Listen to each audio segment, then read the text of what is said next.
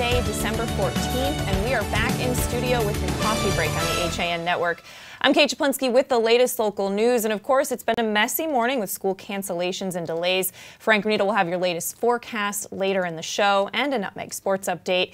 He's also filling in for Donald Ang today with a look back on this day in history, and later on, John Kovach joins me to preview our front pages this week.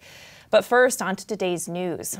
Now, a dryer fire displaced a Milford family of 4 with 3 dogs early Wednesday morning. Now, fire dispatchers received a 911 call just before 7 a.m. reporting that incident. Firefighters arrived at the scene and found smoke coming from the lower level garage area of that 2-story residence at 65 William Street. Fire Battalion Chief Anthony Fabrizi said that the blaze was extinguished very quickly, confining the flames to the laundry room area. However, smoke damage did extend throughout the single-family structure. The family escaped, but firefighters had to rescue 1 dog from the home. According to Fabrizi, the homeowner made an unsuccessful attempt to extinguish that fire before firefighters arrived. She was treated on scene for smoke inhalation and transported to Milford Hospital for evaluation. 1 firefighter was also injured while rescuing a dog and was transported to the hospital. A Milford Red Cross representative arrived on scene to provide assistance for that displaced family, and Milford's fire marshal is investigating the cause. And in other news, Stamford police say a 17-year-old with gang ties who recently moved here from El Salvador was arrested this week with a gun at Scalzi Park. The Stamford Advocate reports that Captain Richard Conklin said members of the Narcotics and Organized Crime Squad were alerted to a youth displaying a gun near the park's tennis courts. Now, Conklin said the teen fled into the woods when officers approached him at about 4 p.m. Tuesday. That teen tripped and the gun fell to the ground. The youth, whose name was not released because of his age, was recently expelled from West Hill High School for participating in gang activity. That, according to a source who spoke to the Advocate. Well, Conklin said police determined that the youth has connections to the MS-13 gang, which is rooted in El Salvador, where the teen recently emigrated to Stamford. Conklin said the gang has no real presence in Stamford, but he said when members are found here, they are usually transient. Conklin could not say if the boy was in the country legally. Investigators are working with Immigration and Customs Enforcement to determine his status. And in other news, 2 men are facing numerous drug charges, including selling heroin, after their recent arrest by Stratford police. Christopher Angelar and Angel Santiago, both of Bridgeport, were arrested on December 6th after Stratford officers executed search warrants at a Main Street address and a home at Priscilla Street in Bridgeport. Now, police said the warrants were the result of an investigation conducted by Stratford police and the Bridgeport Police Gang Unit. Police said both men were found to be in possession of a large quantity of heroin and cocaine. Police seized more than half a kilogram of heroin, 160 grams of cocaine, as well as packing materials. Both men were charged with possession with intent to sell heroin and cocaine, as well as operating a drug factory. Angelar was also charged with conspiracy to sell heroin, and Santiago was charged with possession with intent to sell within 1,500 feet of a school. And in a separate Stratford drug arrest, a Stratford man accused of selling narcotics in town was arrested Tuesday on drug and weapons charges. Now, 27-year-old George Seiler was charged December 12th with 2 counts of illegal transfer of a firearm, as well as criminal possession of a firearm, operating a drug factory, sale of narcotics within 1,500 feet of a daycare, as well as illegal transfer of firearms and theft of a firearm. Now, police said the Stratford Police Narcotics Unit began investigating alleged narcotic sales in town back in October. Police said Seiler was providing low and mid-level drug dealers with heroin. Police said investigators obtained a search warrant for his residence on Success Avenue and executed that search there on Tuesday. Police said Seiler was found in possession of 2 stolen handguns, heroin, and packaging materials. You can get more on that story at StratfordStar.com. And Norwalk emergency responders are helping to collect donations for the victims of Monday's fire at a condo complex on Richards Avenue. Now, dozens were left homeless after that blaze made the Stonewood condos completely uninhabitable. The Hour reports that the fire was caused by carelessly discarded smoking materials. Now, according to Norwalk Police Facebook page, you can donate to the Norwalk Fire Victims Funds. Gift cards or checks can be mailed or dropped off at the Norwalk Fire Department, care of Deputy Emergency Management Director Michelle DeLuca. That's at 121 Connecticut Avenue in Norwalk. And in other news, Shelton police arrested and charged 3 individuals for their connection to the incident where a man was thrown off of the Shelton Derby Bridge into the Housatonic River on Thanksgiving morning. On Tuesday, the Shelton police arrested and charged 25-year-old Gregory Rocher of Derby with criminal attempted murder, as well as first-degree assault and reckless endangerment. Police also arrested and charged 27-year-old Matthew Dorso of Ansonia with third-degree assault, and 22-year-old Jennifer Hannum of Derby was arrested and charged with interfering with an officer. Now, according to police, an extensive investigation revealed that it all began when Rocher was having an argument with his girlfriend, Jennifer Hannum, while walking over the bridge. Well, the victim and his brother tried to see if the female was okay and then attempted to walk away. Well, Rocher and his friend Dorso then allegedly started a physical fight with the victim and his brother. Police say that during the fight, Rocher intentionally threw the victim off of the bridge. Now, that victim fell about 45 feet below into the icy water, and the suspects fled. Police also said that during the investigation, Hannum was determined to be untruthful with detectives about what had happened. Now, the victim is still recovering from injuries sustained from that fall. Detectives said credit is due to the police, fire, and EMS personnel who acted swiftly and courageously to assist that victim. All right, well, taking a turn now, going to throw it over to Frank Granito for a look at your forecast. Frank. All right, thank you, Kate. And some of that overnight and early morning snow we saw now has cleared out, but it is still very cold out and a little bit cloudy, but we should see some sunshine by the later parts of the day. A high of around 34 this afternoon. That number is going to feel more like the mid-20s with the wind chill. Again, cold. You're going to see slippery conditions on roads and sidewalks as we get later and later, and temperatures falling all the way down to the low teens, possibly single digits tonight, with partly cloudy skies. Tomorrow, cloudy skies early in the day, and it carries on through the afternoon. A low of 30, wind gusts right around 10 miles per hour, so it's a little chilly. Very cloudy overnight again, a low of 25 as we head for the weekend, and hopefully Saturday will bring along some sunshine. Looking at partly sunny skies for the day, a little bit warmer with temperatures in the mid-30s, and then partly cloudy skies overnight on Saturday, a low of 21 as we head towards the back half of the weekend. That'll do it for this weather update. Let's go back over to Kate. Thanks so much, Frank. We're going to step out for a break. When we come back, we're going to get a look back on this day in history. Frank has your Nutmeg Sports Update, and we have more local news, including potential teacher layoffs in Stratford, coming up after this. Had a sports injury or slip and fall that needs immediate care? Coastal Orthopedics Walk-In Urgent Care gives you direct access to orthopedic specialists fast without an appointment. Biking, golf, tennis, soccer, whatever the sports injury is, sprain or fracture, Coastal Orthopedics Walk-In Urgent Care can help. Open 7 days a week now at 3 locations. The iPark Building at 761 Main Avenue, Norwalk, 36 Old Kings Highway South in Darien, or in the Westport Medical Center at 323 Riverside Avenue, Westport. Go to coastalorthoct.com. Like them on Facebook.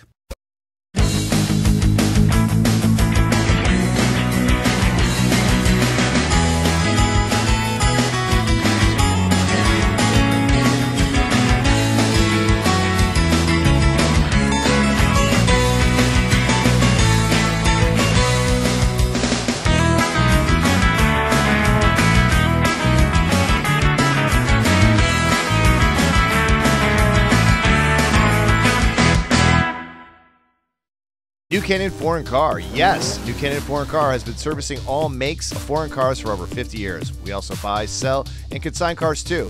We can help you with all your automotive needs from service to sales. Call us at 203-966-2681.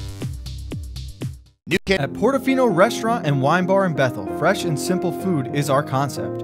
Owned and operated by brothers Rocco and Louie, Portofino has a distinct and diverse food and drink menu. Open Tuesday through Sunday. Come join us for live local music on Tuesdays and Sundays, Wednesday nights for mouthwatering prime rib, and every Thursday night is ladies' night. Planning a party? All our catering menus are personalized to suit your event and your budget. Join us at the Dolan Plaza, 213 Greenwood Ave, Bethel, and call us at 203-797-8131. Like us on Facebook.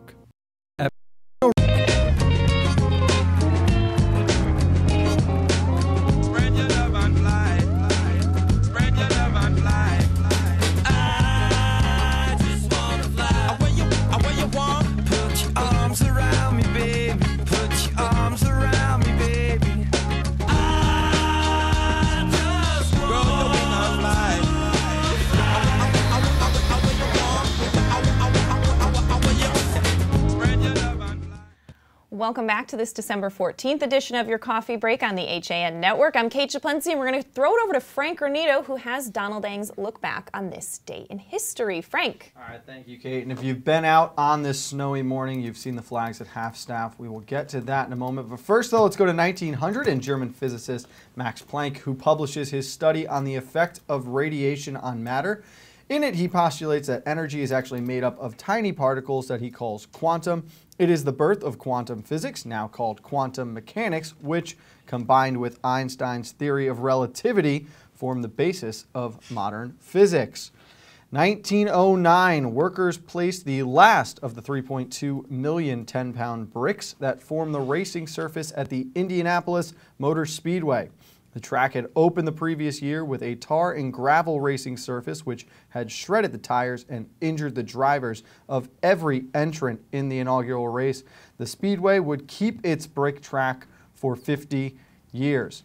Let's go all the way to 1977. Saturday Night Fever debuts at Mann's Chinese Theater in Los Angeles. It tells the story of Tony Manero, a working-class Brooklyn man who dreams of a better life across the Verrazano Narrows Bridge in Staten Island.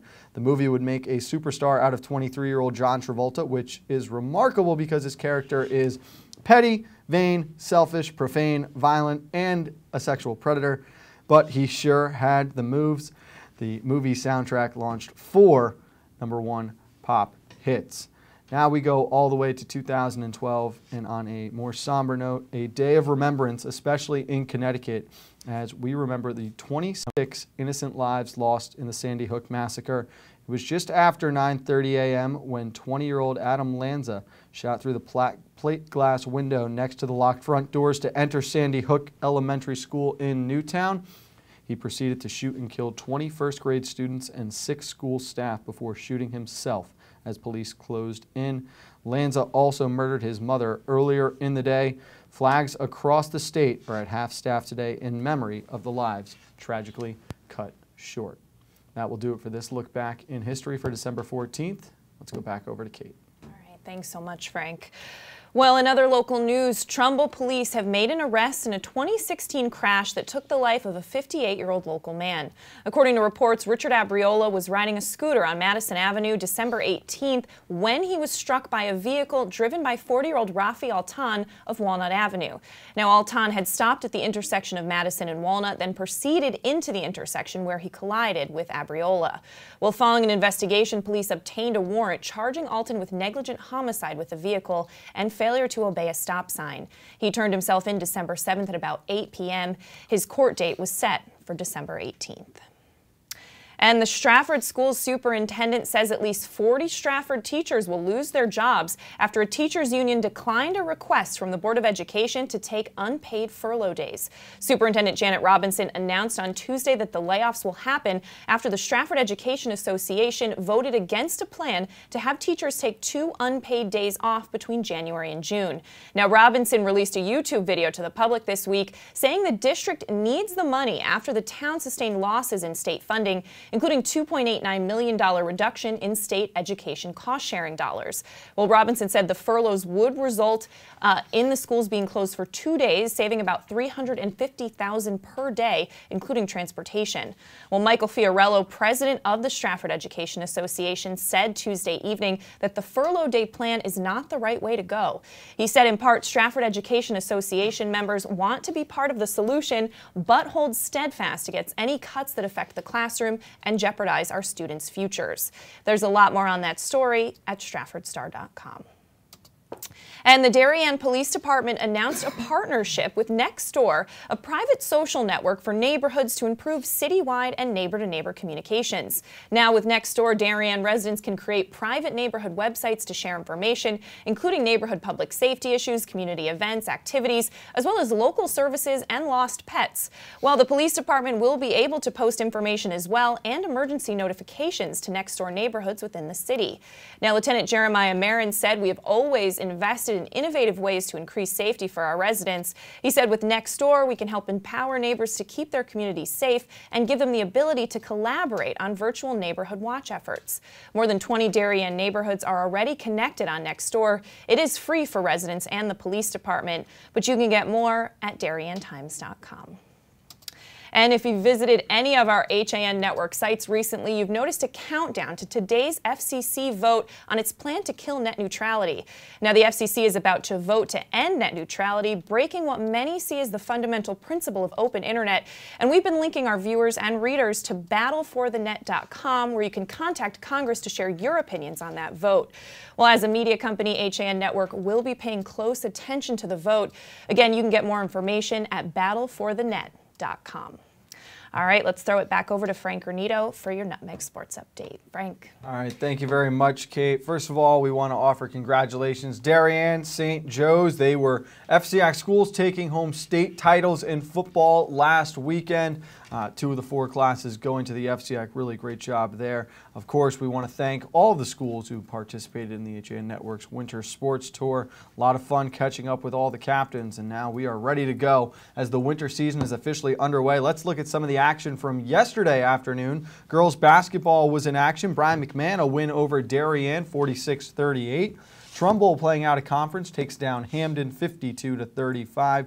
St. Joe's falls at the hands of Newtown 44-32, that in their annual preseason tournament. Norwalk top Bridgeport Central. Ward was over Wilbur Cross, and Danbury falling to Pomperog. Girls hockey going on as well. New Canaan a 3-1 victory at Simsbury. Stamford West Hill Staples loses 2-0 to the Avon Southington team. And in wrestling, Trumbull tops Stamford. Staples on top of Greenwich. Wilton over Ludlow. We'll have plenty more on that this afternoon on Nutmeg Sports at 2 o'clock. Kevin Coleman and myself are back in studio. For now, though, we'll go back over to Kate. All right, thanks so much, Frank. We're going to step out for a break. When we come back, John Kovacs joins me to preview our front pages this week after this. If you've ever thought about owning a motor coach or learning about what it's like to travel the open road in superior style and comfort, then contact Dave's RV Center in Danbury, Connecticut. Offering the best quality Class A motorhomes from Newmar, travel trailers and fifth wheel lines from Surveyor, and a toy hauler line from Work and Play. Choose from Newmar's Gas Line, Baystar and Canyon Star, or from Newmar's Diesel Line, Ventana and Dutch Star. And with unparalleled service and maintenance, Dave's RV is committed to keeping you and your motor coach safely on the road and enjoying it to the fullest. Stop by their showroom, 2 Industrial Plaza Road, Danbury, Connecticut, or call 877-483-3866. Whether you're looking for a great test prep program, tutoring to boost your grades, or a blast-off toward the college of your dreams, C2 Education is here to help. There is nothing one-size-fits-all about our programs. We offer customized tutoring and test prep for each student. Call us today at 203-423-3328. Today's coffee break is brought to you by the Jiva Center of Stratford, where staff believe true healing comes by nourishing the mind, body, and soul. Located at 2900 Main Street, Jiva offers yoga, Reiki, massage, workshops, and retreats. New members to Jiva get 30 days of unlimited yoga for $30. Find out more at jivacenter.com or call 203-354-7747. UK Gourmet is the largest specialty grocer in the area, featuring food from England, Ireland, Scotland, and Wales. Over 80 teas to choose from and a brilliant assortment of biscuits to go with them. Over 70 cheeses from grass-fed cows, which makes a smashing difference in taste. The creamiest chocolate you'll ever taste using no artificial colors or preservatives. So say hooray for UK Gourmet, 78 Stony Hill Road in Bethel, or visit ukgourmet.us. At Rings End, we say it's time to re-love your home. Time to refresh and reinvigorate the way you live. And whether you're redoing something big or small, remember the letters RE stand for Rings End. We're the new model in home remodeling. Prep does a really great job with stimulating intellectual curiosity, and it's one of the cornerstone values of our school. My advice to an 8th grader would be to really investigate all that prep has to offer. Welcome to prep! Holidays are a wonderful time to spend with families and friends, sharing a fantastic meal. Football season is in full swing, the fishing has been unbelievable, and it's time to make a list and check it twice. Stop at the Dock Shop, get a fix of summer, and browse loads of new products, including fishing tackle, accessories, clothing, jewelry, and home decor. Boater, beach bum, fisherman, or simply love the New England coast, this is a unique place to shop. The Dock Shop, 51 Tokenique Road, Darien, 609 Riverside Avenue, Westport, or dockshop.com. Welcome back to this Thursday edition of your Coffee Break on the HAN Network. I'm Kate Czaplinski, joined by John Kovach, previewing our front pages this week. John, what are you looking at first? I'm in Darien. Great shot of the snowy state final game by Dave Stewart, and an article by Dan Arestia on the community affair that football is in Darien. The State of the Town speeches were given, a special ed update to the Board of Education, and a really cool story kind of modeled after the Caroling on God's Acre in New Canaan. The Friends of Gorham Pond in Darien are sponsoring a town-wide carol sing on Sunday. All right, well, I'm looking at the Monroe Courier this week. A photo of a Massac football. Obviously, they lost to Daniel Hand in the state final on Monday night, but a photo from that game. Also, Monroe opting out of the Granny Pod law. Local businesses reminding residents to shop locally this holiday season, so highlighting some of those businesses. And John Batista leaving the school system after 35 years. In Wilton, the age-restricted overlay district application was withdrawn, that facing a challenge from neighbors. A look at the state of birds from the Wilton Conservation Land Trust in the hopes that 2018 will be a big year for birding. A story that came about amid the whole swirl that's going on globally, and school officials rejecting a years-old claim of improper behavior that was delivered to people around Wilton anonymously, and overwhelming support for a project on Route 7. All right, taking a look at the Stratford Star this week. Obviously, the swearing in of new Mayor Laura Hoydick. She took the oath of office on Monday night. The State Elections Enforcement Commission not investigating accusations made against Republican Town Committee Chairman Lou DeCilio and newly elected Zoning Commissioner Richard Fredette. More on that story. And a story we just mentioned, that's that the superintendent saying that 40 teachers could be laid off after a union did not agree to taking 2 furlough days this year. In Weston, news that the Navin case is headed to trial. He rejected a plea deal in the death of his parents on December 6th. 3 accidents during the snowstorm on Saturday. I'm sure there were some more to this morning. Discussion of human rights by a UN official, Christopher Plummer, nominated for another Golden Globe Award, and a reminder to shop locally this holiday season. All right, taking a look at the Trumbull Times, School Superintendent Gary Chalfie proposing a 3.7% school budget hike for the coming year. Herbst backing the death penalty, infrastructure improvements at a GOP debate for governor. Also, the cadets capturing a state title. Congratulations to them. And a very cool story about a Trumbull teen's wish coming through Make-A-Wish, Connecticut. He wanted a man cave, and it's a Red Sox and Giants themed man cave. So very cool there. In Ridgefield, some controversy over a photo with some racially inflammatory language in it. Veterans sharing lunch and talking about World War II. An election to the Board of Education to fill a vacancy.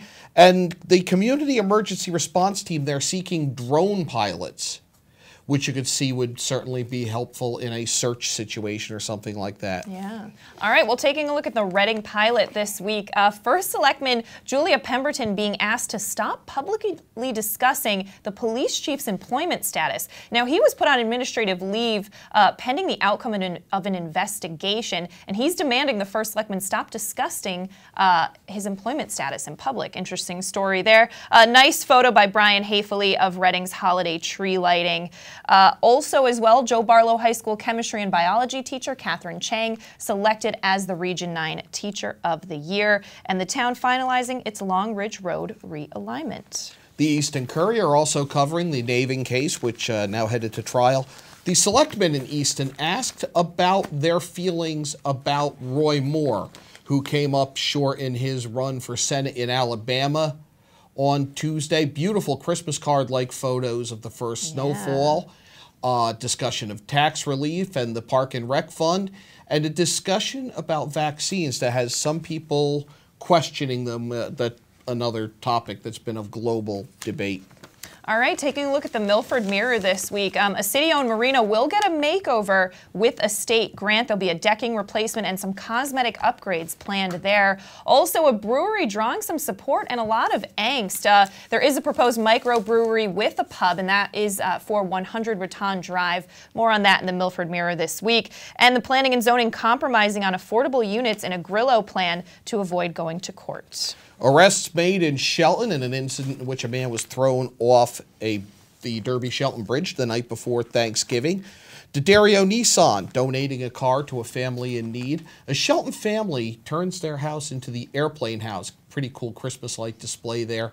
And lunch ladies, and there's a response from the employer. That debate between the cafeteria workers in Shelton and the new meal provider continuing. All right, taking a look at the New Canaan Advertiser this week. Finance Board postpones election of a chairman.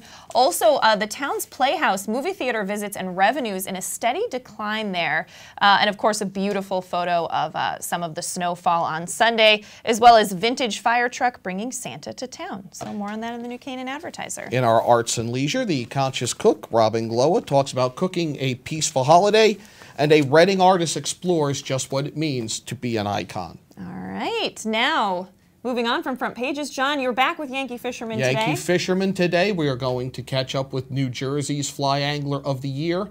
We're going to do some electro fishing and learn what's in the river near Beardsley Zoo with some kids from a few schools in Bridgeport. Very cool. And coming up at noon, Straight Talk with Tracy, Silver Hill Hospital production. They're focusing on their volunteers this month, and there's an adorable dog involved, so I just have to say that. So check that out at noon. And of course, 2 o'clock Nutmeg Sports. We're going to wrap things up here on your coffee break, but we'll see you tomorrow. Have a great day.